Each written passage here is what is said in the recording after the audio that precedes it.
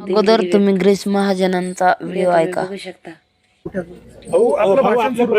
आपलं भाषण सुरू होतं प्रजासत्ताक दिनाचं, त्यावेळी आपण बाबासाहेब आंबेडकरांचं नाव घेतलं नाही म्हणून एका महिला कर्मचारी नंतर त्या ठिकाणी गोंधळ घातला होता.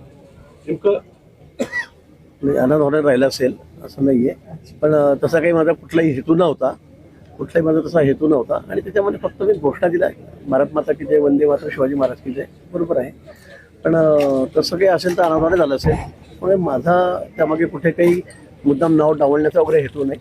आणि मला वाटतं प्रत्येक वेळेला आपण दरवर्षी भाषण देतो मी तपासून बघा, त्यावेळेला काही होत नाही. प्रतिक्रिया दिली. यावेळेला त्यांना काही वाटत ते म्हणताय माझं काय असं हेतू नव्हता की कोणाचं मन दुखवण्याचा आणि असं जाणून बुजून काही करण्याचा माझा काही हेतू नव्हता. दिलगिरी व्यक्त करतो मी, पण तरी बी कुठं काही मनाला लागला असेल तर मी दिलगिरी व्यक्त करतो म्हणे. आणि असं कधी होत नाही कुठल्याही भाषणात माझ्याकडून झालं असेल. पण हा संविधानाचा दिवस होता साहेब, चूक तर झालीच.